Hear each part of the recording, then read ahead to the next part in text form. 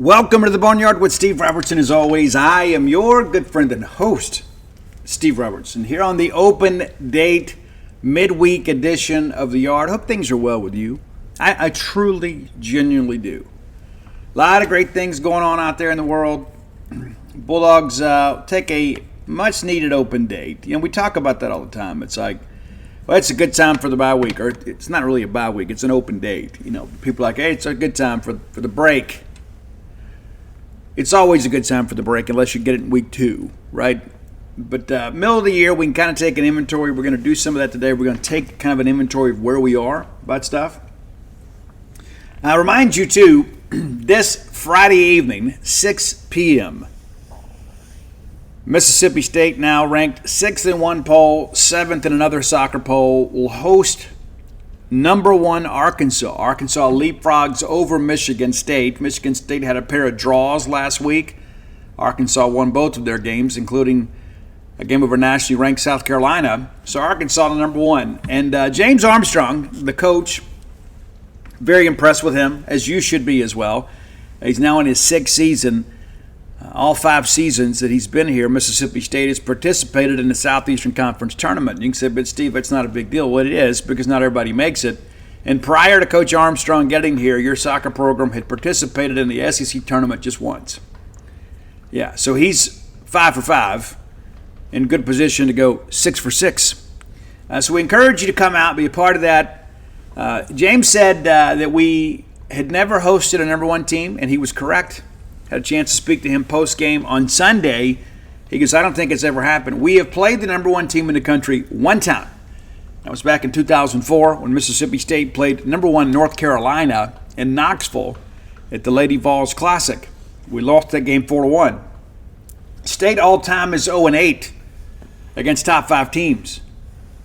And this is the best team that we've ever put on the pitch against an Arkansas team that has had their way with us in many respects. We've played 30 times. The all-time record is 4-25-1.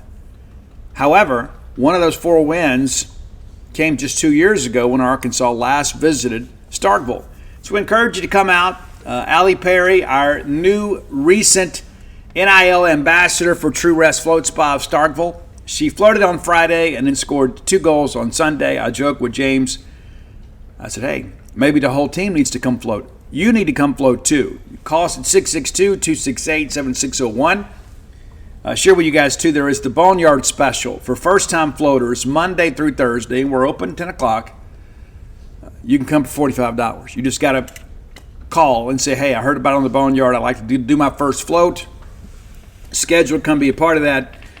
You can also download the True Rest app. But if you want that $45 savings, you got to call 662-268-7601. But yeah, I'm excited to get back out there on the pitch and watch ladies play. I will not do a high school game on Friday. Instead, I'm going to do one Thursday night, going somewhere I've never been before, in the state of Mississippi. And you say, Steve, surely you've been to all these schools, nearly all of them, nearly. But going to head down to Nanawaya, watch him play McAdams. Homecoming week for the Warriors in the home of one Bart Gregory. So looking forward to getting down there Thursday night, and we'll cover the soccer game on Friday. I got a good feeling about it. I really do. It's the nation's number 1 offense in Arkansas against the nation's number 1 defense in Mississippi State. Not just in the SEC, in the nation. Mississippi State has played 10 games this year. We have allowed 2 goals the entire season. That came into one game that we lost. We lose at Wake Forest, who was ranked 5th at the time, 2-1. Ladies are getting it done. So if you're looking for some Friday entertainment or to be part of something very special, we're trying to set the attendance record. Hope that you'll come out. We'll have a chance to meet with Coach Armstrong on Thursday, kind of preview the matchup through his eyes. Looking forward to that. And hope that you'll come out Friday to the pitch. And here's the thing, too. You don't have to know a lot about soccer. Just come ring your cowbell. You'll know when the ball goes through the net. Your people around you will help you. But bring the kids out. Let's have a great time out at the Mississippi State Soccer Complex on Friday. Kickoff scheduled for 6 p.m. If you can't make it to town and you think, hey, I'm looking for something to watch Friday night, you can find it on the ESPN app, and I believe it's going to be broadcast on the SEC network. Let's thank our friends at Bulldog Burger Company. My plans for tomorrow include Bulldog Burger Company. They do. Love Bulldog Burger Company. I have for a long time. I was a customer long before they were sponsoring this show. So it made perfect sense to me. When they reached out to me and said, hey, we'd like to advertise on the Boneyard, I was like, absolutely, let's get on board with this. They've been with me for years now, and I've been with them. I'm a raving fan of Bulldog Burger Company because when I have a craving, I can get it satisfied there at Bulldog Burger Company. A very extensive menu. It's not just burgers, even though that may be their primary specialty. You can have that great BLT salad. I like it grilled. You may like it fried. And I always get the spring rolls as the appetizer, almost always. Sometimes I'll get those pickles. Sometimes I'll get the wings. Those wings are kind of maybe an underappreciated item on the menu. Very well seasoned, right? A lot of people just go, they fry up some wings and throw a little bit of sauce. For some, I don't know what they do at Bulldog Burger Company, but there is flavor throughout. Be sure and come check them out. 3 great locations to serve you. University Drive in Stark Vegas, Gloucester Street there in Tupelo, Lake Harbor Drive in the Ridge and Flowood area. Bulldog Burger Company, the place where people come to meet. MEAT. Okay.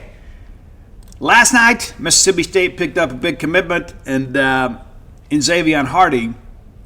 If you are a subscriber to genespage.com, this was not news to you.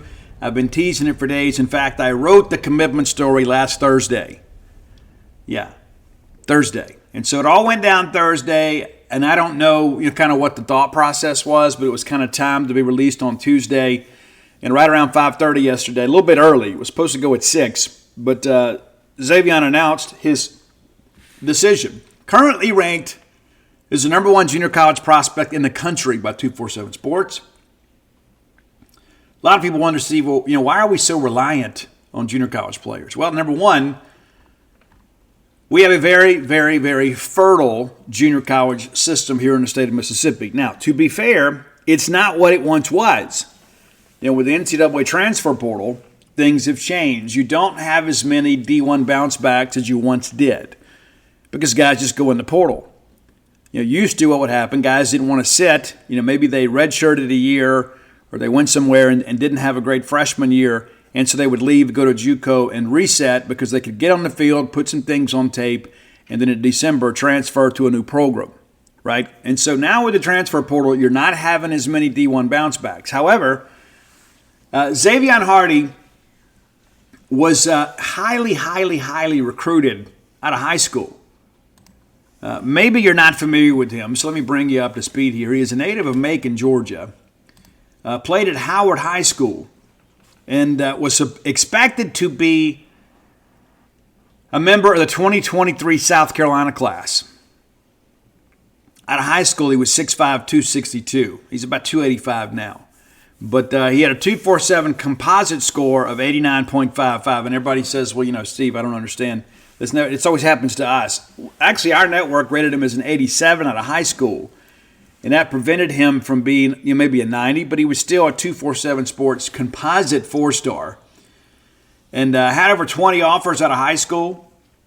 Chose South Carolina and Shane Beamer. Jimmy Lindsay was his primary recruiter at the time. And had several big-time offers. Several. Arizona State, Auburn, Florida, Florida State, Georgia, Georgia Tech, Miami, Michigan, Michigan State, NC State, Ole Miss, Purdue, Central Florida, USC, Virginia Tech, and many, many others. He enrolls at Scuba. Didn't qualify to high school. Ends up making his way to Buddy Stevensville. Had a chance to go see him a few times. Saw him at Media Day. Saw him at in the game against Itawamba. But over a dozen offers this go around too, and he chooses Mississippi State. And part of this is because of the fact that we were so aggressive last year with that national championship runner-up team. Went out and signed a handful of guys last year, Ashawn Shepard being one of them.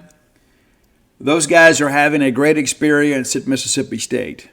Socially, it's been great. They love the staff.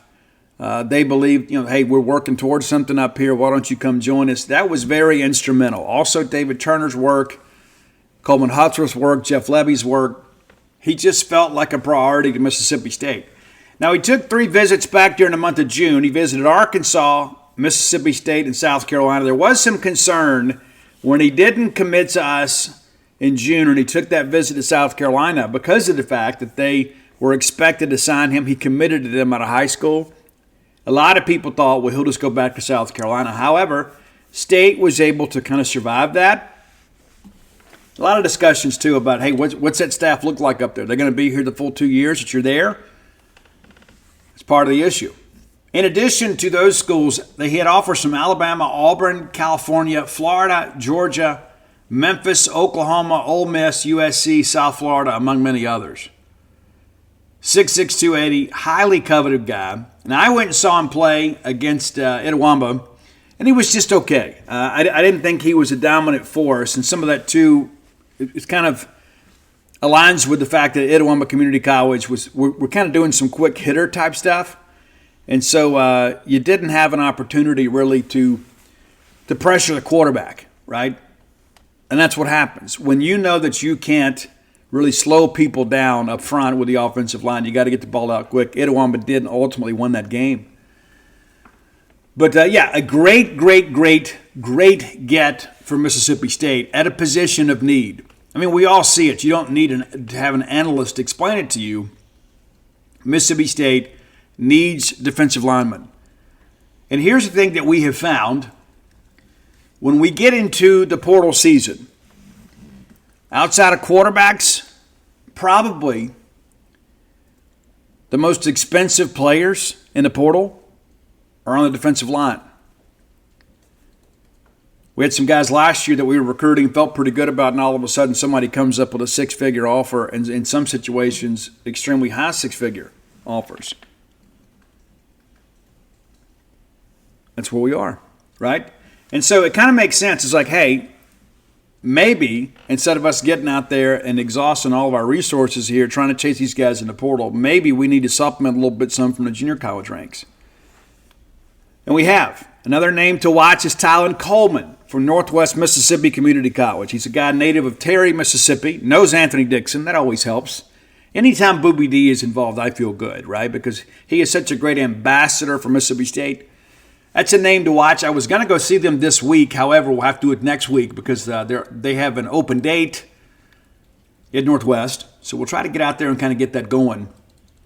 And State also has offered a brand new defensive lineman, an edge rusher. That was one of the things last year that really was kind of a burr in the saddle, shall we say, or burr under the saddle, however you say that. You know, I had somebody. I've always said burr in the saddle.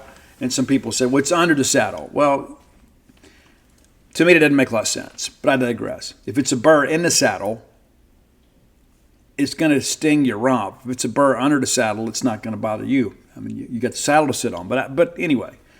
But Oderi Okaka out of Pittsburgh, California, edge protector, recently offered from Mississippi State. We hope to speak to him in the next day or two. But it is clear that State is going to be very, very, very aggressive in the junior college ranks, but also in the portal. You know, it's not like we're going to take JUCO guys and then not take guys in the portal, right? It's not an either-or proposition. We're just using every resource that we have to try to find players to come in here and kind of get this thing rolling in the right direction. Now, let's take a quick look now, kind of take an inventory of our class. 20 commitments now. You say, Steve, well, how many? Well, I mean, it's a much different situation these days. You know, there's no 25 limit anymore, right? That's important to understand. But 20 commitments now. The class is ranked 31st in the country. So we have a chance, I think, to close in the 20s, which is ideally where we are. That's traditionally, State usually is a top 30 recruiter. You know what I'm saying? That's part of it. And so after all the things that we've been through, and it's not a great in-state class, even though I think there's probably a dozen or so players that are SEC capable, it's not like it's been in recent years where maybe there's as many as 20 or 25 guys that are big-time players. The headliners in this class are very good, and State's gotten a handful of those.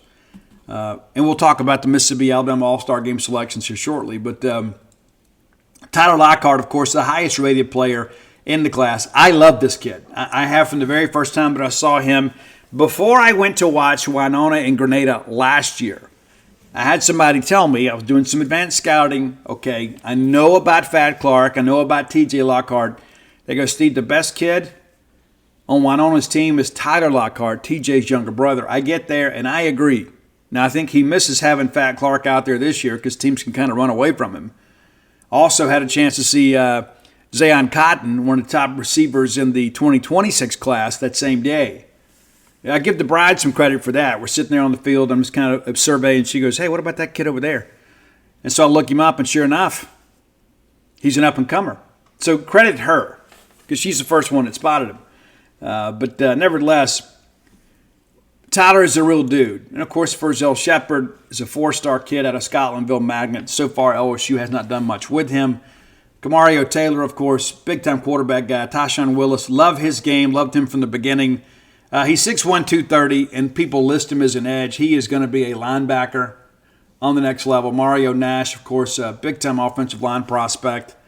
Recently went down to check out LSU. I still think we hang on to him. Of course, we just added Zavian Hardy, teammates with Tony Mitchell. Tony is a bounce back from Alabama, highly recruited guy. He was an All-American out of high school. Last weekend, you guys are well aware, I went and saw Davion Jackson. They called him Diamond down at Westgate High School. I love his game. I wish I could have seen him get out and run a little bit more. But due to injuries at the quarterback position, I didn't have the opportunity to see him run a lot of routes just because of the fact they had to shift him back to running back, try to get him touches. Steve Miller, I will see him next weekend. On the way to Athens, Georgia, I will go by and watch Greene County play. And so we'll have an update on him, get some fresh pictures and perhaps some video. We'll see how things go.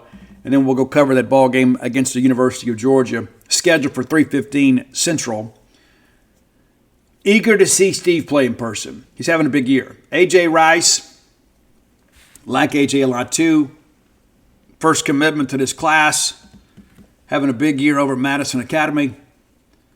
And then Cavante Henry, one of the top junior college prospects in the country, has a long-standing relationship with Jeff Lebby. We believe that that's going to be the difference in this. The fact that, number one, he is a guy that has a family to think about. So Starkville's a great place to have a family. You don't have to worry about, a lot of crime in this area and things like that. That was part of the decision. But also, too, Jeff Lebby, a relationship that predates his time in junior college because they were together at Oklahoma.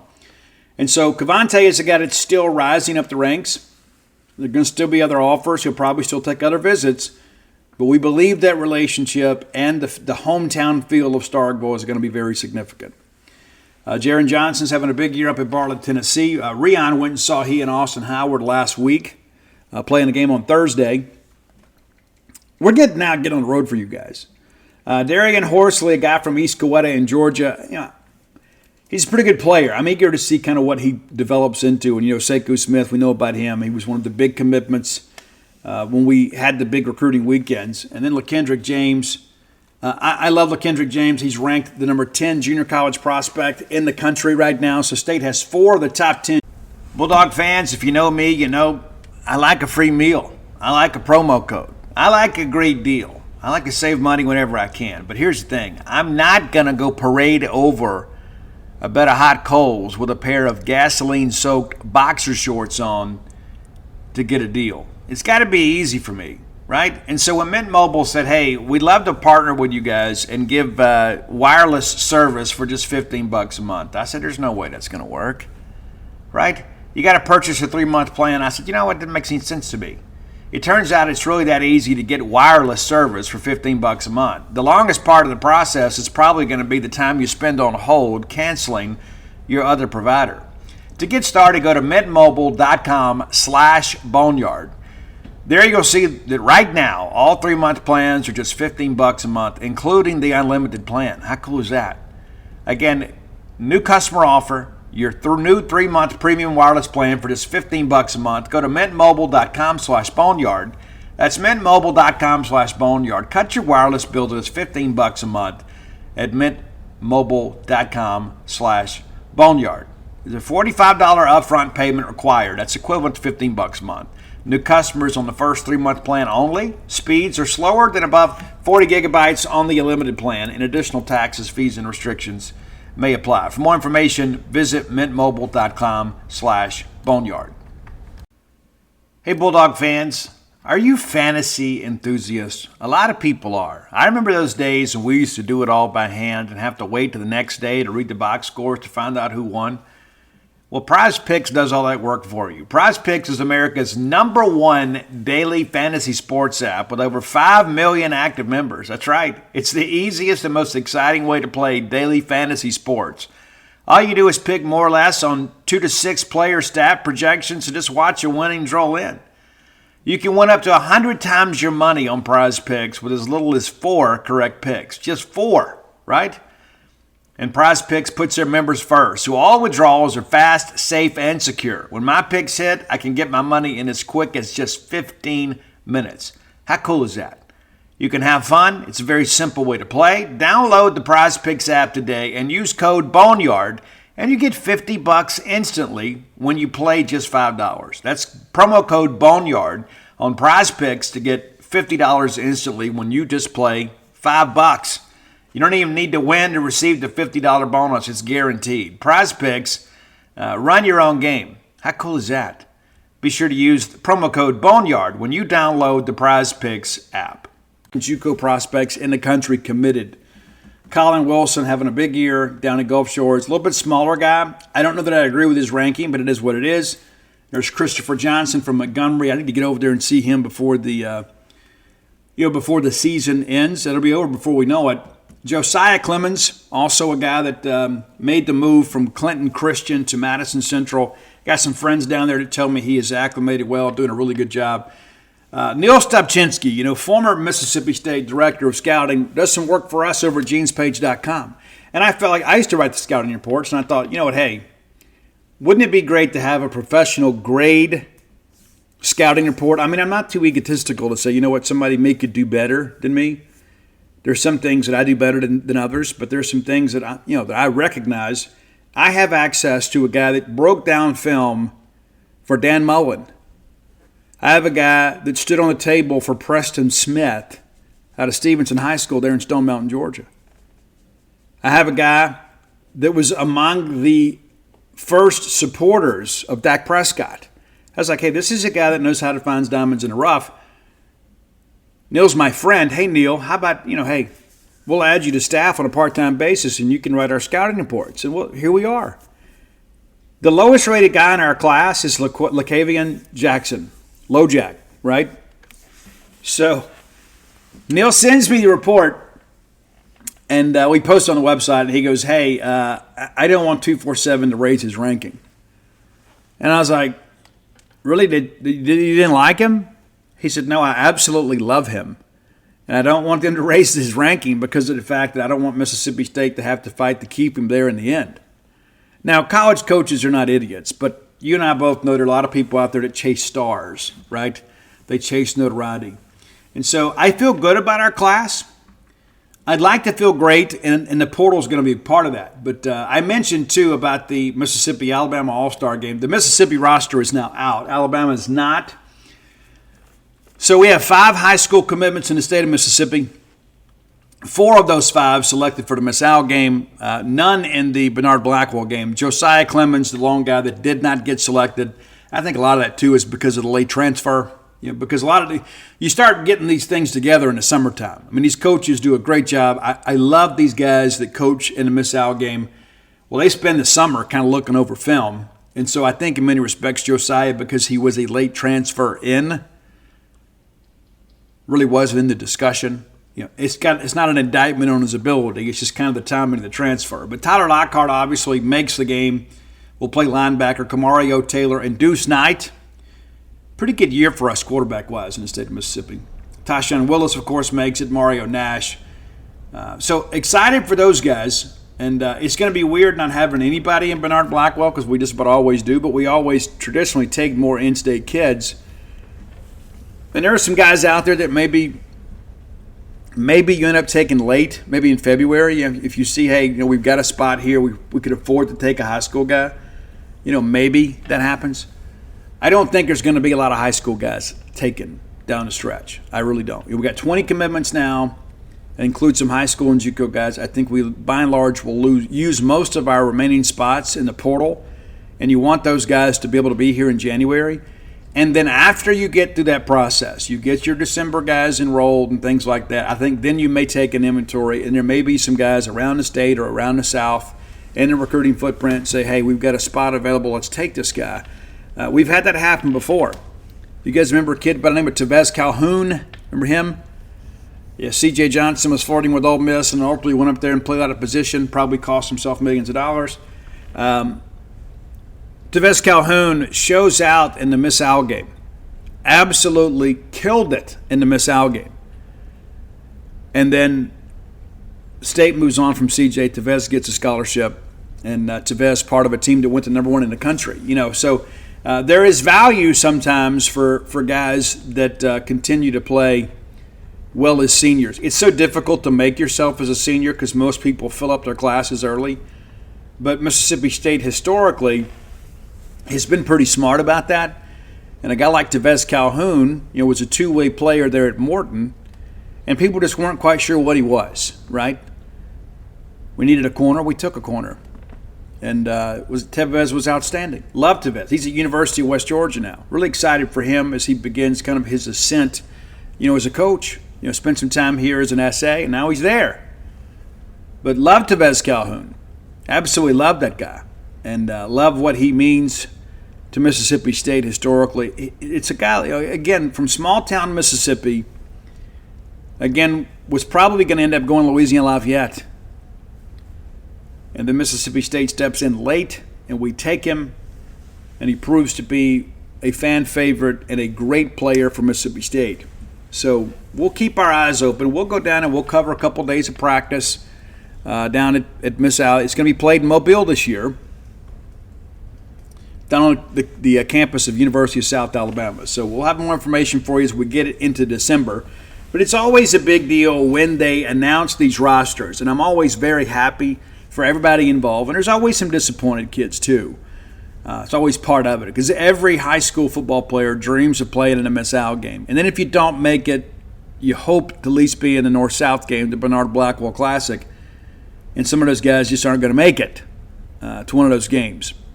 We've had some guys that have not played in either of those games and gone on to play in the NFL. So it's an imperfect process. But those coaches do the best they can. I can tell you, I have had many conversations over the years with high school coaches looking for players. It's like, hey, Steve, I'm going to be coaching wide receivers this year. Let's go over kind of who are some of the guys that you know and like. I mean, we know the big-name guys. We know the guys with all the offers, but there's enough roster spots, so we're going to take a couple of guys too that may benefit from being in the game. And I can tell you that everybody that I've ever spoken to that has coached in the Mississippi-Alabama All-Star game wants what's best for these kids. They want to win the game, but they want to give this game as a chance for the guys to kind of showcase themselves. Now, of course, the game's going to fall after the December signing period this year, which may work out well for us if we've got spots available in February, right? That gives you an opportunity. It's like, hey, we kind of know what we have, and a guy emerges. People forget, like Kyle McClendon, right? You guys know his name right now because he's playing as a true freshman. Kyle McClendon was out there, banging people around last weekend in Austin, Texas against the number 1 team in the country. This is a kid this time last year was getting ready for the homecoming dance. And that's a guy, too, that State continued to monitor last year because kind of like Clemens a little bit, he made a position change late thanks to some great coaches down there at Gulfport. They recognized, hey, we probably need this guy on the defensive front. And that decision is probably what kept him from going to junior college. That's the truth of the matter. We talk about the role that high school coaches play in the lives of young men. They recognize this is a guy that could play a 3-tech on the next level. Guy played 1 year on the interior defensive line, has a great game in the Miss Al game, and in Mississippi State brings him in, offers him a scholarship. We thought it may be a PWO, ends up being a scholarship, and now he's playing as a true freshman. So kind of like that Tevez Calhoun story, right? You have a spot available late, and you take a kid that kind of made himself as a senior who's kind of ascending as a prospect. And it was good to get him done then, right? Instead of have to wait this thing out because all of a sudden, when Mississippi State or Ole Miss or a team like that offers an in-state kid late, other people think, well, wait a minute, we got to get in the boat here. Florida's like, wait a minute, let's go check this kid out. Auburn's like, hey, let's go get this kid.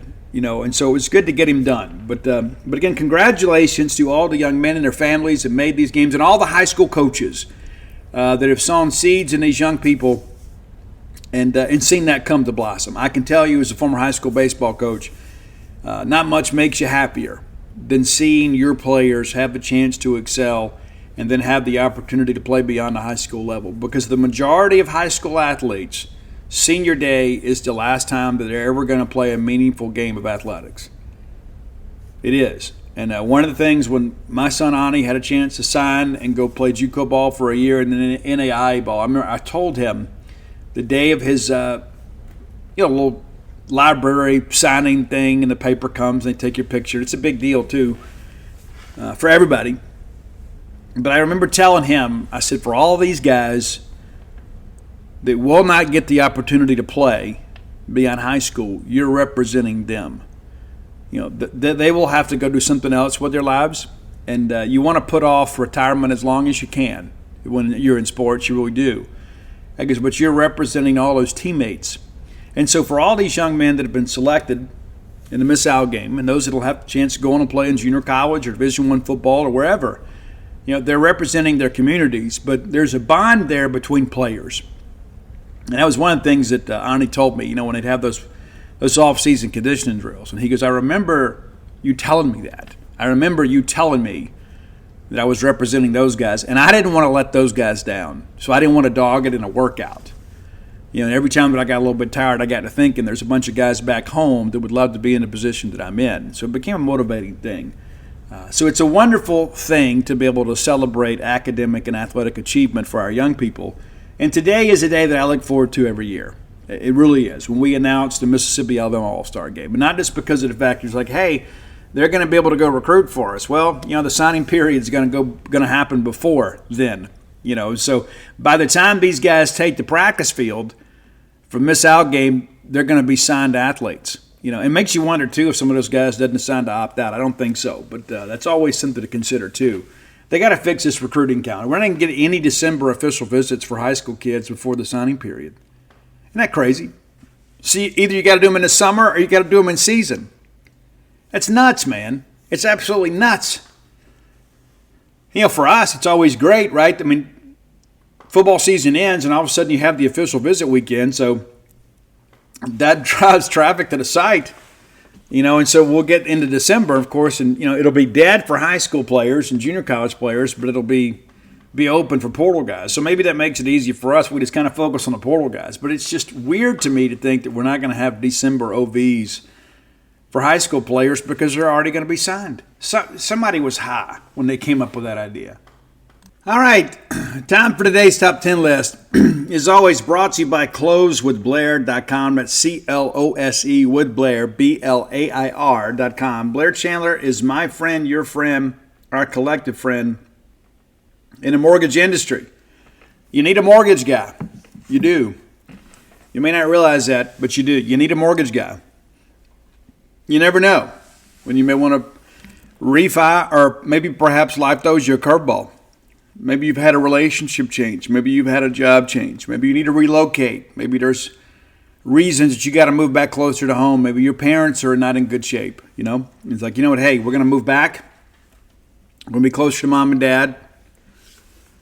Blair can help you navigate through some very difficult situations. He'll give you one less thing to worry about. Blair's number is 601-500-2344, 601-500-2344. Maybe you're looking for your first home. And the process can be very intimidating. It's good to have somebody with 23 years of experience advocating for you with underwriting. He can kind of construct a loan that gives you the best chance to get approved. And speaking of approval, it's good to get that pre-approved letter. Know exactly what you're looking for, so you're not shopping out of your means, right? You start going out there and looking for places that you can't afford, and then it feels like, hey, this is a disappointment. We've got to take a step down. Well, everybody has to have a starter house, right? So start with Blair, and maybe you're looking for that game day condo, which could prove to be more affordable than you think. Maybe that's your future retirement home. It's never too early to start thinking about that. Blair Chandler, top 1% close ratio in the country, back-to-back-to-back years. Nobody out there better than Blair Chandler at closewithblair.com. All right, top 10 list. So there is a little blurb out there from 3 Days Grace. I love 3 Days Grace. I loved them better with Adam Gauthier as a singer, but I like them now. I do. Them and Shinedown kind of trade spots for the record for number one rock singles. Even with the change in singers, they've been able to kind of maintain that, right? However, Adam Gauthier, according to the social media posting, is in the studio with 3 Days Grace. Now, rumor has it it's just one song, which may mean that there is a greatest hits album coming, maybe. And you're going to do a new song with Adam Gauthier. Other people are hoping this is a permanent move. I am among those that hope this is a permanent move. Again, I like the current lineup. I don't love it. But man, those early 3 Days Grace albums were incredible. Incredible. The early days of Sirius XM Octane. Of course, it was just Sirius back then. And I think I was probably among the first, 1,000 listeners because you could call or text in your request and 5 minutes later they would play it. But it's become a phenomenon these days. So if you're looking for good modern rock, trying to find out where the new blood is, you're going to find it on Sirius XM Octane. So what's Adam been up to? Well, he formed a new band called Saint Asonia that has been great. I love it, man. They rock. And if you're looking for good modern rock, you can find it with Saint Asonia's catalog. Now, we're going to start this with a cover. I typically have some rules against that, but they did such a great job.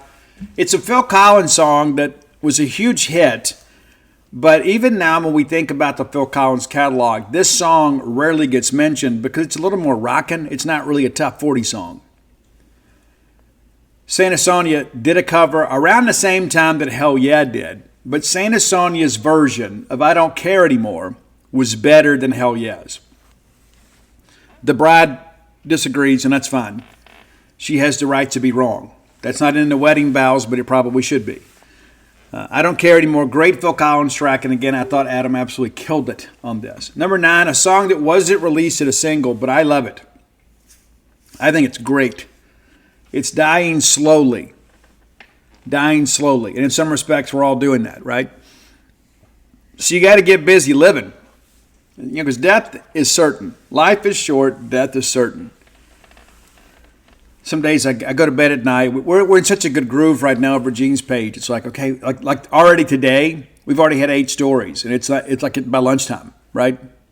So before people even have their lunch hour, we got 8 stories up. Doing about 10 stories a day. A little more on that later in the show.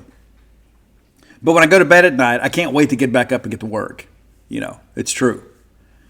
I love what we do. Very passionate about what we do and who we cover. Love Mississippi State. Love all of you. And we want to give you the most extensive coverage available on the planet, and we do on a daily basis. And even if you're not a subscriber, we want to be your source for team news, and we make all that big room stuff free. So, just say, follow us on Facebook, follow us on Twitter. When our free content comes out, you can peruse that. We hope at some point we can convince you to be a subscriber. All right, number 8. A lot of you guys like Skillet. I like Skillet too. I don't love Skillet, but I like Skillet. I think the vocals a little bit strained. A little bit. But I love the fact that it's kind of two couples out here kind of living their dreams together, and they're all believers. And so a lot of their stuff, while it may not come across as religious, it's kind of spiritually based. And so John Cooper from Skillet collaborated with Saint Asonia, did a great song called Wolf that was released as a single not too terribly long ago. I think you'll dig that one. Again, kind of the best of both worlds. It's kind of like the voice of 3 Days Grace and the voice of Skillet working together. It sounds super cool. And number 7, a song that was a big single off the latest full-length album from Saint Asonia. It's a song called Devastate, and it's about people, right? It's not about our first-person narrative. It's like there are other people in our lives that that's all they do is like devastate. I mean, like there's psychic vampires out there, right? There's some people, it's like they just absolutely want to suck all the energy out of you at any point.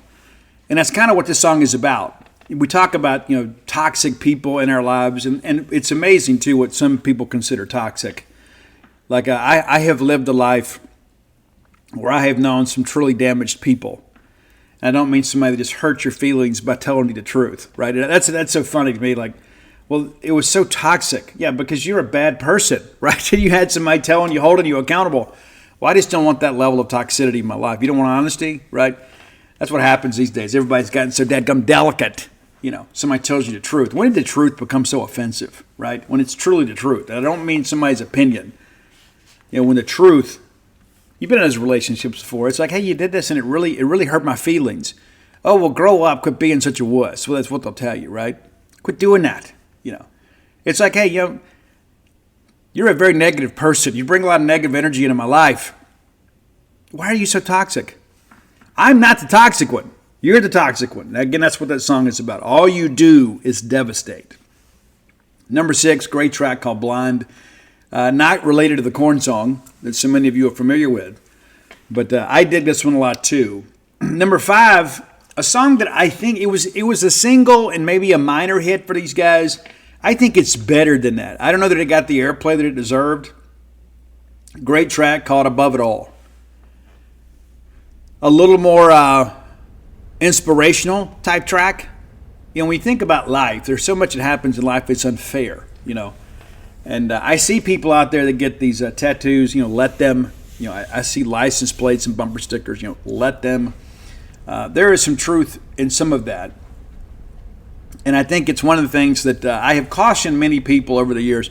I used to be the kind of person on social media, I'd always rise to the bait too. Like if somebody said something negative, I'd have to feel the need to get out there and defend myself. I don't feel that way anymore. Like if somebody attacks my recovery, I may respond in that respect. Because it's not about me, it's about other people in recovery. And I feel like if I don't stand up and be an advocate for those that are still suffering, then maybe perhaps nobody else will. Hey, you don't like an article, you don't like my take on something, then that's your opinion. I'm not going to be bothered by that aspect of it, right? But there are some times that people will attack you for no good reason at all. And that's kind of what the song is about. It's above it all. You got to be above all that nonsense. You don't have to respond to that. That doesn't mean you have to be a coward.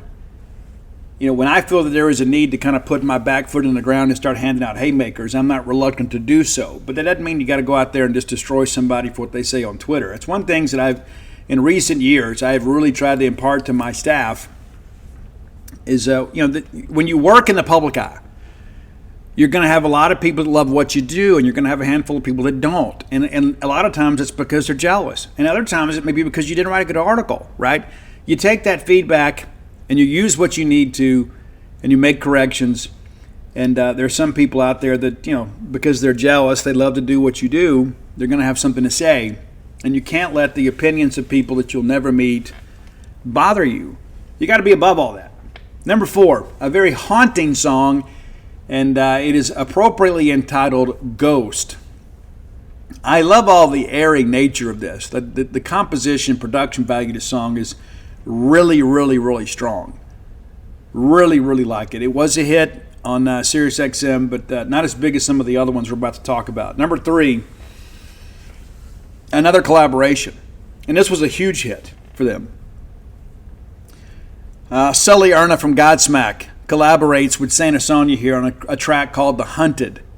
And I remember the very first time that it dropped, and I'm a Godsmack fan too. I was a reluctant Godsmack fan because of the beef between Sully and Nikki Sixx. I'm always Team Motley. But, when Nikki was working with 6 a.m., he and Sully Erna had some beef.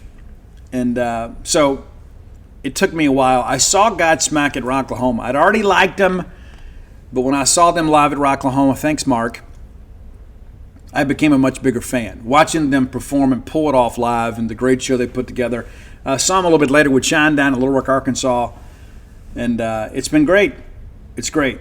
So The Hunted, Santa Sonia with Sully Erna from Godsmack. Number 2, and I could almost talk myself into this being number 1. I absolutely love this track. And I think there are so many people out there that could probably benefit from listening to this song.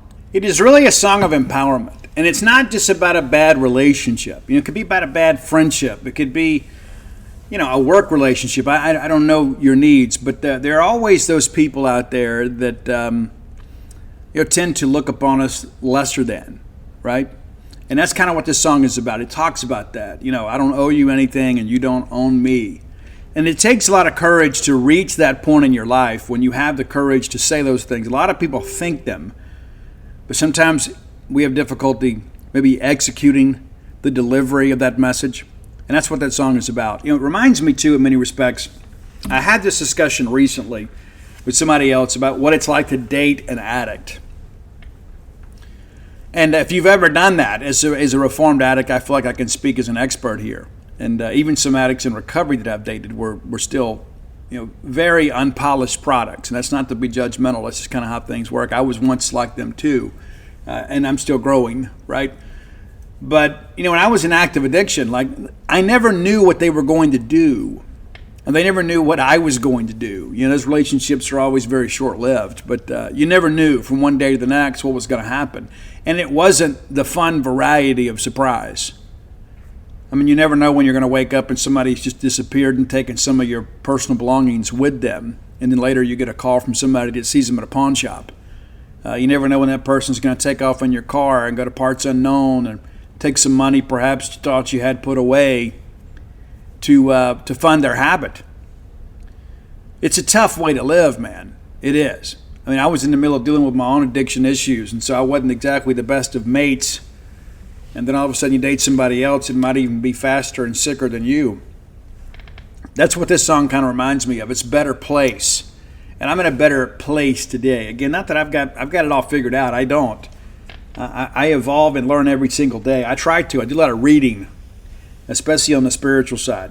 Try to read about things that, because there's so much garbage out there on social media. Even in sports media. There's so many bad takes out there. And, one of the things that I'll tell you, too, I don't want to get too political here. One of the things that I've shared this with some friends of mine that are international sports media. I was like, your readers should never know who you vote for. Well, I've got a platform, Steve. I know, and you're misusing your platform. Nobody's following you for political advice. They're following you for information on their favorite teams and the sports they love. You got to get a reality check every now and again, right? And that's kind of what this Better Place thing's about, too. It's kind of knowing our place in the world, knowing that we have value. Understanding that we can stand up for ourselves. I can't count how many times I'd be in a bad relationship, and I'm scared to say the truth. I'm scared to tell the truth. Not anymore. But there were times I was scared. I was like, I don't want to tell them the truth because I'm afraid they'll leave me. Well, if I'm unhappy, then maybe that's what needs to happen. And maybe you don't have the courage to leave, or the courage to say enough. And you're so afraid to be alone. It's like, well, if I break up with them, I'll be back at home just watching Netflix. I won't be able to go to these dinners and go to these parties and have somebody to go have fun with. Well, yeah, you can, but I'd rather be alone, right? Than I'd be alone and be my authentic self than be half of myself in a relationship that's not meeting my needs. Those are my philosophies. Maybe you see it differently. Which takes us to number one. Love this track, man. Love it. I think this was the first single on the very first album, the self-titled Saint Sonia album. It's Let Me Live My Life. Right? And it takes courage to do that. It really does. Because I have always fashioned myself as a nonconformist. Always. And there were times in my life that I had to conform. I tell people I got old in my 30s. I did. I really did. I got old in my 30s. I got out of shape. Had to play the role and go through all this stuff. I had that same personality, but I don't know that I had the confidence to really be myself because I thought that I had to live a certain way for other people. I thought that I needed to live for other people to accept me. I had to look a certain way, act a certain way, and I was miserable. I was absolutely miserable. It's like I'm doing what you guys want me to do, but where's the payoff in all this? And so finally I reached a point in my life. It's like, I'm going to live for me, right? I'm going to do what I think is best for Steve. I'm going to put Steve first. And sometimes you have to be a little bit selfish. You can be too giving. There are some people that will suggest otherwise. But, when you're in a relationship, I think you have to give all of yourself. Everything. I think you have to give everything to a relationship until you find out that it's not working. But I can tell you this, that if you're living your life for other people, then you're not really living at all. You're just kind of surviving, right? And it's a lesson that I wish that I would have learned much earlier in life because I am happier today than I have truly ever been. Now, I miss having the kids around. I'm an empty nester now. But some people were like, oh, gosh, Steve, it's so depressing being an empty nester. Man, I feel like I've got a new lease on life. I never felt burdened by being a father. None of that stuff ever got old to me. It didn't. And I remember those days, we'd have a soccer game here and a basketball game there and a dance recital there, and you're racing back and forth, and you're kind of playing zone defense to make sure that every kid is on where they need to be on time and that they feel valued. And I remember just like it was yesterday, I was hustling after coaching a middle school basketball game at one school, and I had to hustle over to watch Ani play in another game. And I made it just before tip-off. And I was so proud of myself for making it because they're getting ready to tip off, and he turns to the door and he sees me walk in. That's the thing I've learned about going to kids' sports. It's not so much that you see them, it's that they see you, because they need to know that they matter. And that is something that we never grow out of, is we have to feel like we matter to somebody. But as I got older, it's one of those things that I'm like, hey, I'm just the guy here to pay for everything.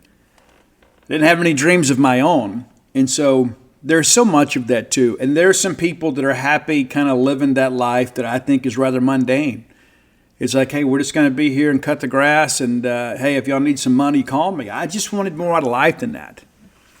And there were a lot of people, even in my own family, that wish that I wasn't quite so transparent about stuff. Like I can promise you there are people in my life that love me without condition. But deep down, they really wish that I'd quit talking about addiction. They wish that I'd quit talking about recovery, talking about my past and things like that. And my attitude about that is this: I love you, but that's tough. I'm not going to. Because there's a debt that I owe to other people that are still suffering that I can never fully repay. And part of that is being transparent and showing that, hey, you can get clean and sober and stay clean and sober and do amazing things with your life. That's the part of the story that nobody really talks about. We get so hemmed up in what we think addiction looks like. And I can tell you, and I've had some sad news in the last couple of days. I share this with you, and I don't know why I feel so led to share this with you, but I think it's important. We talked about dating addicts, right? So the last girlfriend I had, the one that was actually a girlfriend, before I met my wife, was somebody that I met in addiction. And to be honest with you, I was way, way farther away from where I needed to be than she was. But she was a party girl. And, we dated. And I met her right after high school. I met her at a field party outside of Bassfield, Mississippi. And she was on a date with somebody else. Yeah. It should have been a sign, right? But nevertheless, we ended up dating. I started dating the next week. And dated her when I was a Jones and went to PRC. She was there and dated with her a little bit there. And then after I dropped out of school, and I was with Savello a lot. We dated then. So we were kind of on and off for a while. But she was great. And I found out back during baseball season that she died early. Anybody that dies at my age dies young. And she died. And I wasn't heartbroken over it. You know what I mean? It's not like, when one of my best friends died here by suicide, that killed me. I mean, there was a part of me that I don't know that I'm fully over it, right? But when she died and I found out about it, because somebody reached out and said, hey, Steve, I don't know if you knew, because I'd been talking about her, and somebody kind of pulled me aside and said, because I was wondering, how she was and that kind of stuff. Not that I was looking for her, but it kind of told me the story. And so it kind of saddened me because I really feel like what happened in her life, and I have gotten some more information the last couple of days. Somebody else reached out to me because her second husband also died young. And it's one of those deals where I just don't think she ever grew out of being the party girl. You know what I'm saying? It's like, hey, when you're in your 20s and that kind of stuff and you're partying hard and you're doing a lot of things that you probably shouldn't be, that's kind of expected. But when you get married and you have kids and you get a career and things like that, you get an education, it's time to kind of put those things away. And that's Bible, right? I mean, it is, right? When I was a child, I thought and spake as a child. When I became a man, I put away childish things, right? That applies to everybody. And so it makes me grateful in some respects that I learned a new way to live. And it makes me sad that she didn't, even though we weren't together. Like, I don't have any animosity against any of my exes. I don't. And that's a luxury. It really is, right? There's some people out there that your exes have put you through absolute uncharted hell, and you've got reasons to be resentful, and I'm certainly not going to begrudge you that. But it makes me very sad to think that she never knew the happiness that I knew. And then there's a part of me, too, that thinks, she could have taken me down with her. Right? If I hadn't met the right person, I may not be here today. I can guarantee you I wouldn't be here today. Now, I don't know if I'd have been with her, because those relationships and addiction are usually not very long-standing. Right? There's always a lot of drama that goes along with that. But I share that with you just because of the fact I try to be authentic with you guys on this show. But addiction will kill you. And even if you're not a drug addict, drugs will kill you. And some people say, Steve, I've got it figured out. No, you don't. You may think you do, but you don't. And I say that because I love you and I love those around you. And I don't want to have to come place flowers on your grave or sit next to your mom and hold her hand because you thought you had it all figured out. I thought I had it all figured out too. And it sent me to a suicide attempt and to jail and a drug rehab. Because I was too smart, right? That's like, there's no way this will happen to me. I'm Steve. There's no way. I'm smarter than that. I'll never let that happen to myself, but it did. Because once the roots of alcoholism and drug addiction take hold in your life, as soon as that happens, you no longer have the right to choose. And sometimes it takes something very spiritual. You have this spiritual awakening, or you have some dramatic things happen in your life, and that's what happened to me. I got arrested, and next thing you know, everybody knows. Well, they think they knew all the secrets, but they knew a lot of things that I was keeping hidden, and it's very embarrassing. And I share that because I think it's important that somebody out here today, within the sound of my voice, feels exactly the same way. Exactly the same way. They're so burdened by all the secrets. And I share all the time, you're only as sick as your secret, so I try not to keep any. Sometimes you have to, right? But when you lead an unhealthy life, you lead a life of secrecy more times than not. Because of the things that you're doing, that are kind of beneath you. We talk about being above it all with track number 5. That's not always part of it. Sometimes you get so deep underneath the soul of your own life, you can't see the sun.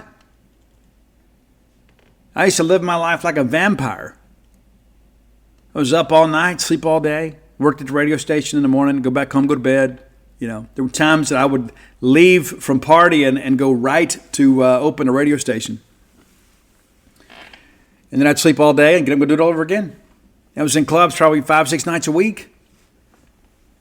I'm not going to sit here and say I didn't have some good times, but I didn't find anything that was really sustaining. There was this hole, this gap in me that no amount of drugs or alcohol or promiscuity could ever fix. It could never fill it. Ever. And there's some times, too, that I'll find some creaks in my life, right? There'll be a little gap or something where maybe I'm not doing what I'm supposed to do, and all of a sudden, that little voice in your head's like, what, hey, Steve, welcome back. But yeah, I'm a little bummed, man. I am. I mean, it's not going to, I got another grave I got to visit, man. A grave of somebody that I loved.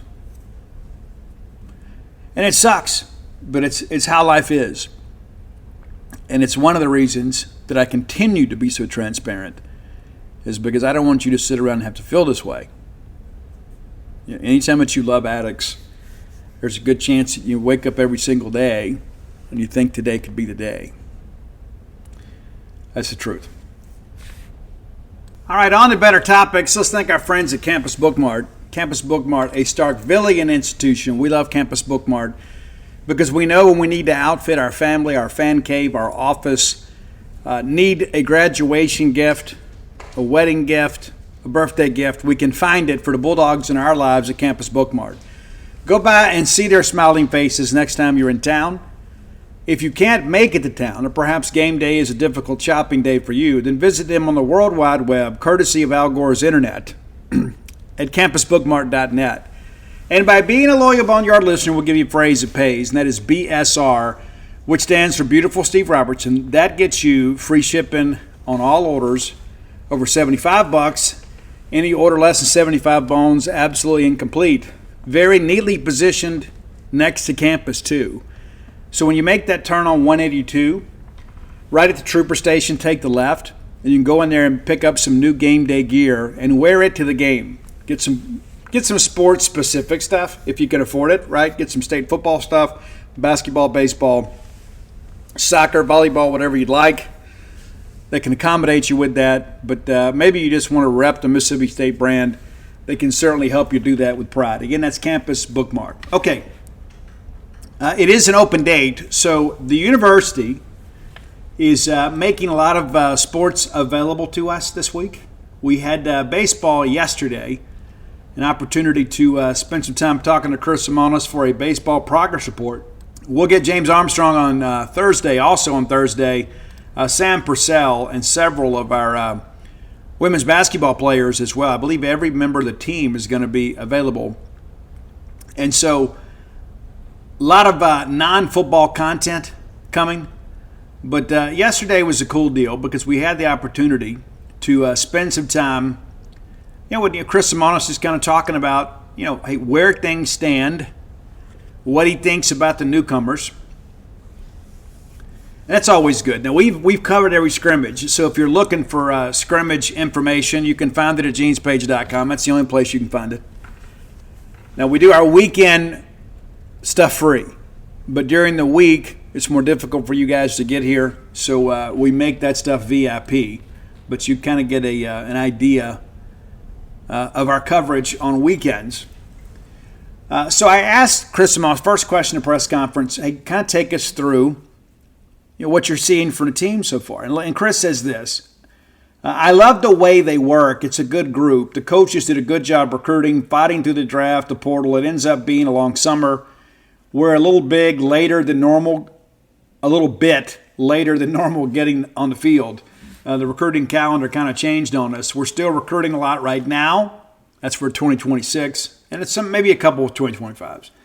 We've only been out there about a week and a half. When you scrimmage each other, when the offense is really good, you worry about the pitching and vice versa. I like how we're working right now.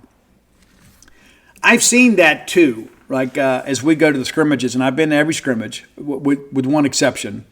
We had football, but Mike covered for us. But it's interesting, all the newcomers appear to be performing well. I say all. Not everybody has pitched or played just yet.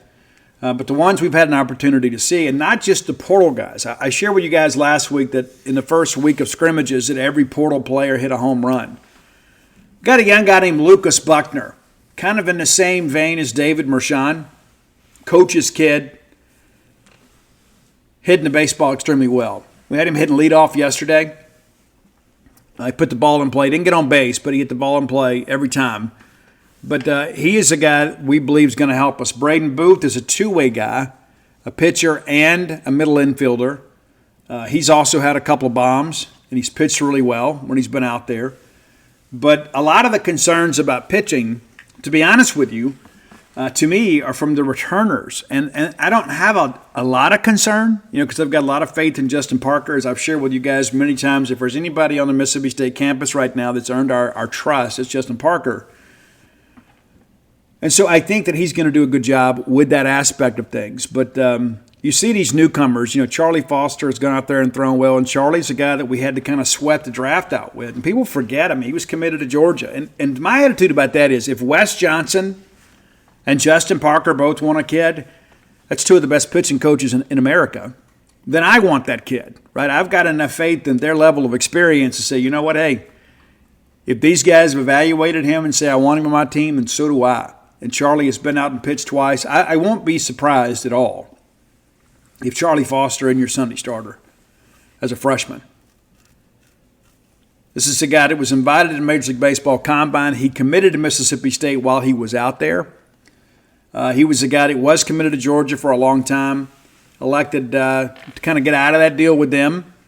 There was some promises of financial aid that were reportedly maybe didn't come to fulfillment. And so he's like, nah, I'm going to go somewhere else. Now he's here at Mississippi State, and I think it's pretty safe to say that he is going to be a guy that helps us this year. Kevin Manell, junior college guy. There's some publications out there that have him ranked as the number 3 impact pitcher from junior college. After watching him pitch a couple times, a lot of downward movement, a lot of sink on his pitches. Not a guy that's going to overpower you with the fastball, but he's a guy that's going to get a lot of ground balls, going to get a lot of swing and miss. And so, we think about all we lost, and sometimes we don't consider what we have coming in. We are Mississippi State, and we need to play like Mississippi State. But I do believe we are recruiting and evaluating like Mississippi State. And I don't need perfect game to tell me that. I can see it myself. We go out and see these players, have an opportunity to see them in the fall scrimmages. We're going to have some difficult decisions to make. I would say right now, what Hunter Hines can bring. Right? And if we get 2023 Hines compared to 2024 Hines, we're probably going to Omaha.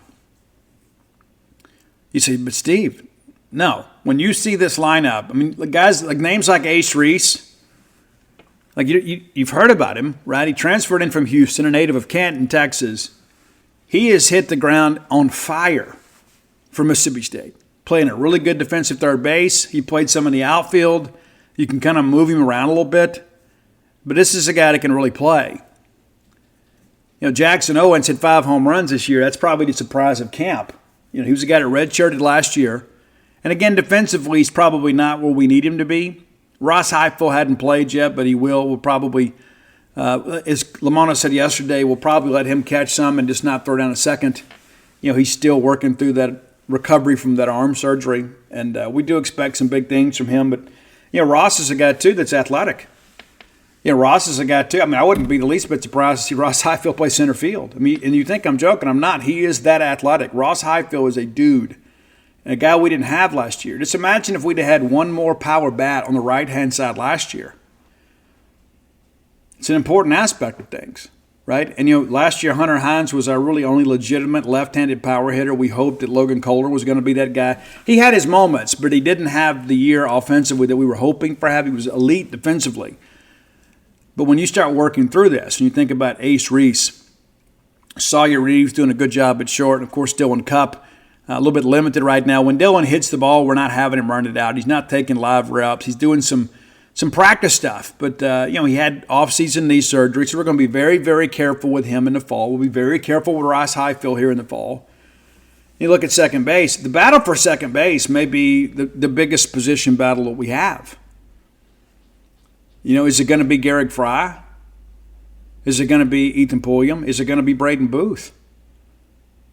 There's a lot of names in the mix there. First base, is going to be Hunter Hines, but Reed Stallman's a guy, too, that can provide some depth there, but also, too, Stallman's a guy that can run around a little bit, so he's been playing some in left. Aaron Downs has done some nice things. Bryce Chance may end up being, either a left fielder or a center fielder. Bryce has the ability to track the baseball. Maybe not the athlete that Connor Hyzak is, but certainly capable of doing a good job for us. Nolan Stevens, if we played a game today, is probably your right fielder. And he's made some electric defensive plays out there that have really – I didn't know he had it in him. You know what I'm saying? He made a catch the other day where he elevated right up against the Adkerson Plaza, that brick wall out there. Like he measures it up, finds the wall, and then leaps and catches the ball and saves a double. Impressive play. He's also going to pitch for us a little bit too. With the roster limitations that are expected to be implemented, having the two-way players is going to be very important. That's where Noah Sullivan comes into. Probably a guy that can eat up some innings for us in the midweek. Maybe on the weekends a little bit. Another guy, too, with a lot of sink. Not going to blow you away with velo, but he's a guy that has the ability to go out there and pitch, and he's never lost a game as a collegiate pitcher. And so I'm not going to sit here and tell you that we're going to beat Texas A&M. But I remember this time last year I told you guys, I'm kind of cautiously optimistic. And by the end of the fall, I was just optimistic. And by the time we got through preseason camp, I was like, I'm pretty positive about this team. I feel confident we'll be back in a regional, probably be a road regional somewhere. I feel even more optimistic this year. My level of optimism for this team exceeds where it was this time last year. I'm not cautiously optimistic. I'm extremely optimistic. I like what I have seen from these players. And granted, you only learn so much scrimmaging yourself. But I think with this schedule, and that's one of the comments that Chris Lemonis made to me yesterday, is like, we're a little bit light early on in the schedule. For some of these guys, they got to get used to playing at Dudy Noble Field. Right? I mean, for Bryce Chance, it's not a big deal. Ross Highfield, Hunter Hines, they know you guys are going to turn out there. They know what a spectacle it can be. But when you've got guys like Reed Stallman that have played in front of 300 people most of their games, all of a sudden you turn out there on opening day weekend and there's 15,000 people out there. It takes some getting used to. And of course, people talk about our non-conference scheduling. We got that trip down to Houston. We're going to play Oklahoma State, Rice, and that's going to be good too. But I love what we've done with RPI opportunities. And that was one of the things that we discussed when the schedule first came out. Playing in the big league ballparks is a neutral site.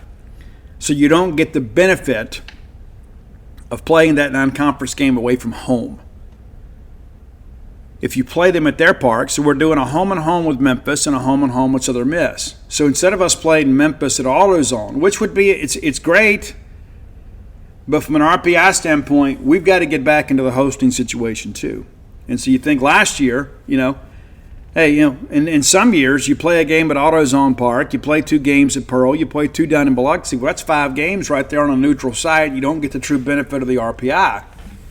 Well, now we split that up a little bit. And we'll do the home and home with Memphis, so we'll play that game on the road. We'll do a home and home with Southern Miss, and then we'll play the Governor's game there in Pearl. So it's just a one neutral site game. So there's a method to the madness. And again, I think next year, I've never been a big fan of that 5-game week when we go down to Biloxi. I love going to Biloxi. I love Biloxi. I love all of you Gulf Coast dogs. I do. I love going down there, staying at the casino, leaving with some of their money from the blackjack table and covering a couple games of baseball down there. I think next year that may go down to a 1-game deal. It makes sense to me because we play that right before the SEC slate opens. And you need every arm on deck when you get into SEC play. And so if you got to play 2 games in the midweek, that's going to have some guys that are unavailable for the weekend. But I love going down there. I'm glad we do it. It's good for recruiting. It's good for our Gulf Coast fans. It makes it difficult sometimes for them to get here, to see a midweek game. So we kind of take the show on the road. But I like this team. And I'm eager to kind of see how the things kind of settle. And it's funny, too, you talk about the Jackson Owen thing. Somebody asked Coach, any surprises so far? He goes, well, it's kind of early, but Jackson Owen hitting a home run almost every other at bat. He's not a new one, but he's had a really good start. Ace Reese, one of our transfer portal guys, been very impressive. He still has some work to do in other areas. Chase Hungate's been fun to watch. You can tell the maturity. And how many times down the stretch last year? Do we need that guy? We needed somebody besides Tyler Davis to go in there and kind of eat up some innings for us late in the ball game. And that's what Chase Hungate could be for us. And I asked him, too, about the high school kids. High school kids have been great, said Lemonis. Charlie Foster threw really well. Duke Stone has thrown well. Jack Gleason's thrown well. Braden Booth, Ryan McPherson. He's a Tommy John guy coming back. Lucas Bugner will probably be a fan favorite. That's the guy we talked about in the David Mershon mold. And as Lemonis says, he's smaller than Mershon. He's a really good player, knows how to play the game. The freshmen have been good. Too many to name. JUCO guys have been really good, too. I think that's one of the most important things.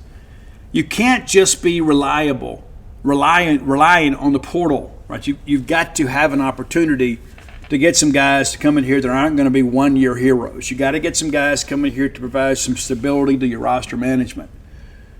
I asked a little bit about injuries, about some guys that didn't pitch last year, like Mekhi Grant and Stone. And Mekhi is back. He's throwing breaking ball off the mound. He'll probably pitch at the end of the fall, but we will keep him cranked up. He's right on track. Stone's good. Pitched with Coach Polk this summer. I don't think he gave up any runs. Up to 92-94. Cato Leary is back working in. Dylan Cupp had knee surgery. He can take ground balls. He just can't take live reps. He's in the scrimmage but doesn't run. A name that may surprise you, by some of the guys that didn't do a whole lot last year. Lamona says one of the big ones is Carson Ligon. A 2-year weekend starter for Miami, was banged up a little bit last year, but his work with Park to get back, had a great summer in the Cape Cod League with upper 90s. He's a guy with experience, could have easily been drafted. Hunter Pico were all called early in the draft. He just wanted to come back and spend another year with Park. Jacob Pruitt, Stone Simmons, Mekhi Grant has a big arm, and you'd like to get as many innings as possible. We have a lot of good potential starters. And again, Carson Ligon's a guy we didn't expect to be back. And now he's back. It appears that he's healthy and that maybe he is back to being the Carson Ligon that many people expected him to be.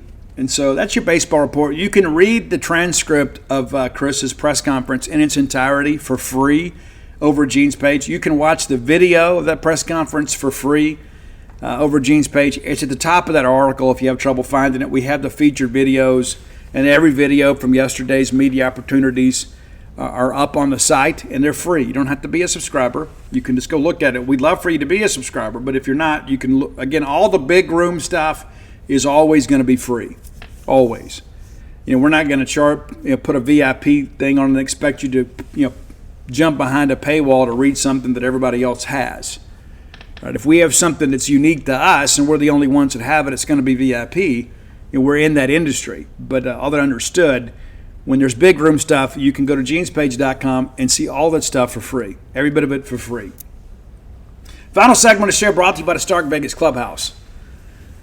Best place to stay in the Golden Triangle. When you're bringing a large group to town, whether it be a work group, a family group, a friend group, or whatever, maybe it's a cousin's trip, maybe it's a college roommate's trip, look no further than the Stark Vegas Clubhouse. It is incredible. It's the old renovated clubhouse at the old country club. Guys, it's 5 minutes away from the Mississippi State campus, and it's well off of 182. It's a lot of peace and quiet out there. You can just kind of kick back and enjoy living up here in God's country for a few days. Full service kitchen. You can stock the refrigerator and cook your own meals.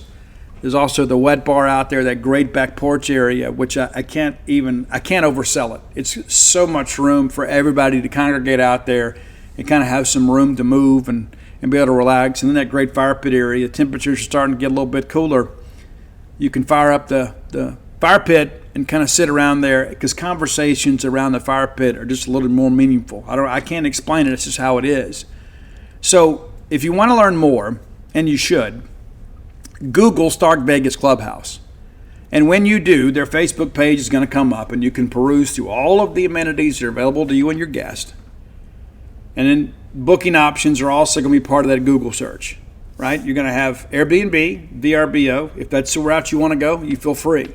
But if you want to save some money, book through the Evolve website. That's EVOLVE, Evolve website. Promo code BSR10. That's BSR, the number 10. BSR10 gets you 10% off your stay. Just by listening to this show, we're saving you some money and giving you the opportunity to come stay at an epic place. Whether it be a ball game weekend, maybe it's a work trip, and you got to bring everybody up here. Instead of getting 5 hotel rooms, you can keep everybody together under one roof. Because last thing you want to do when it's time to go to dinner is have to run Bob down. Where the hell is Bob, right? It's important to understand. This is a great place to stay, and it's unique in that respect that it is the former golf clubhouse. You'll be amazed. 5 bedrooms, 2 bath. Be sure and check it out today. The Stark Vegas Clubhouse, the best place to stay in the Golden Triangle area. All right, in the final minutes we have together here, a few things I want to talk about. As I mentioned, we're going to have women's basketball media day tomorrow, like on-campus local media day. I don't know how long Sam Purcell is going to speak, but we will have some coverage of that. We're excited to get into basketball season. I know you guys are as well. Really excited about the men. Not exactly sure what to think about the women. I'm eager to learn more about them, as you are as well. We got so used to winning and winning big, right, that we want to go back and win big again. We didn't realize how much we were going to love women's basketball. But we did, because we love Mississippi State. And we love everybody that wears the maroon and white and represents our fine university. So we look forward to that. As I mentioned, too, we'll have James Armstrong tomorrow, I think 4 o'clock. And so I'll have a little bit of a game preview up, and then we'll have full coverage Friday evening. We'll talk a little bit about the soccer game Friday morning on Friday's show as we preview the weekend But a lot of things going on. Now, Chris Jans, I understand, is going to speak, I think, the 15th. I don't know that we get a men's opportunity before then. I think he's going to wait and just kind of do the whole thing. I don't know if we have the little scrum thing where they have all of the players available to us. They may have selected players. But I know that Matt Dunaway and his group have done a really good job. When we have had basketball media availability, we've had the opportunity to speak to several players and names you know. And Jacob Bain, our new writer at Gene's Page, going to have a story today kind of introducing some of these new guys on our roster. And be sure and check that out. And I wanted to spend a few minutes, too, to kind of talk about Jacob a little bit. Jacob is a guy that I got to meet, I guess, about a year ago. And he was writing for the SI site. And I just always see him around. And I didn't know who he worked for. I didn't know what he did. I just knew that he was always there, and I'd see him writing on stuff. And he was always very nice. And last year during baseball season, Nemo and I sat on the front row. And there's a seat between me and some of the other media that sometimes is like national college baseball media will sit there. And Jacob came up to me and said, "Hey, do you mind if I sit here?" It's like a Tuesday night game. Wasn't hardly anybody there. And I said, "Nah, it's fine. Go ahead and sit down." We ended up staying the whole season. And I remember telling Mike, I was like, if we ever need somebody else, I think I may hire that kid. He is a younger guy. He's a guy that graduated from Columbia Academy. He is from Bassfield, Mississippi. And I don't know if you guys know that I once dated a homecoming queen at Bassfield. Very proud of that. But nevertheless, we nearly brought him on a while back. And, obviously, things at SI were kind of changing. And he wasn't quite sure which direction to go. And I thought, maybe this is a sign that we need to bring him aboard, And I was like, I don't know what I'll have him do, but it's all, I'd rather have, too many bullets in the gun, than not have any at all, right? And we've got a great group. And but I remember talking to some other people, and I was like, hey, this is a young man. It has been his dream to cover Mississippi State. This is a guy that has grown up going to games at Mississippi State. His dad and his grandfather had a chance to meet them recently at a game, and they always come. And I began to think a little bit about, hey, I know how bad this kid wants it. I know how bad he does. And so you start working through all this, and the opportunity arose for us to hire him. And it reminded me a little bit of when Gene hired me. Because I was a young guy just trying to make it. It's like I wanted something creative to do with my life. And not just, I was in the furniture industry at the time, so that was paying the bills, but I felt like I needed something more. I've always been a writer, I used to do the Robertson Report as an email newsletter back when that was a thing. You remember that? All those forwards you used to get? How crazy that was? But nevertheless, I worked through it.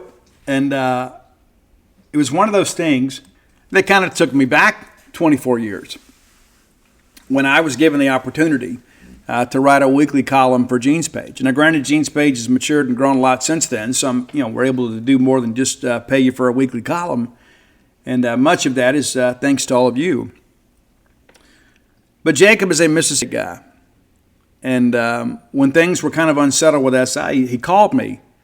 And he goes, "Mandy, I just want to stay involved. I don't know what's going to happen with SI, but I don't want to have to pack up and move home. I want to stay here in Starkville. This is where I've always wanted to be." And I thought, why am I sitting here beating my head against the wall about this? I got a young guy that loves Mississippi State, that wants to be in Starkville and potentially be with me for years, and be a guy that knows our history and understands what we expect, and also understands the role that Gene's Page plays in the Mississippi State media family. We're the dominant brand and have been for a long time, much to the chagrin of some other people, but we're not going anywhere. And so I thought, hey, this is a strength. And I want to thank each of you that I made the post at 12:01 October 1st. Always some contractual things and things like that, But I made it 12:01. I was just kind of introducing him, and he wrote his introductory article, kind of explained himself, and he's hit the ground running, doing a good job for us. And we're always looking to improve ourselves, right? And always looking to improve our site. You know, sometimes we have opportunities and other times we don't. I probably get hit up, I don't know, 3 or 4 times a month for somebody just like, hey, I just want to write this. I would just like to have this. And it's so difficult to have to tell people no. You want to say yes to everybody.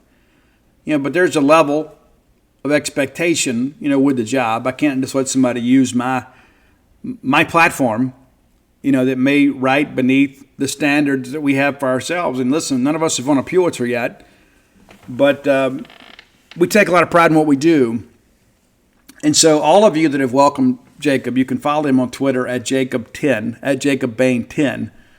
Retweeted him yesterday, so if you're looking for that. And we'll be retweeting his content. But I think it's one of those important things, too, that anytime that we can help other Mississippi State people, because I don't know how long all this is going to last, right? I mean, who knows what's going to happen? Like, you know, David and Mike have been around forever and a day in their institutions. You know, before Mike came to work for us, Mike was ran media relations at Mississippi State for 3 decades. And I don't know how long they're going to work, you know, so we got to get a little bit younger. You know, we got to, you know, have some people that the next generation of Mississippi State writers, right? And I want to be instrumental in that. You know, even if they don't stay with me, you know, we need people that have Mississippi State ties in the media. We do. We're so underrepresented in many respects, you know. And so it was important to me to get a Mississippi guy, a Mississippi State guy, and not just somebody that needed a job, but somebody that wanted a career covering Mississippi State. And that's what I've wanted too. And so it takes me back. I still have a copy of that first check that I got from Gene Swindoll. I got paid $50 for that first article. $50. Now, obviously, I'm paying Jacob significantly more. But I remember how proud I was of that. $50. I didn't frame it, but I took a copy of it and I still have it. It was my first paying gig as a writer, outside of some work I did with the Laurel Leader Call years ago when I was at Jones. I did a little stringing for them on the men's basketball side for Jones. But to have the opportunity to make somebody else's wishes and dreams come true, it's very humbling. And I wanted to thank all of you that have helped make Gene's page so successful all the years.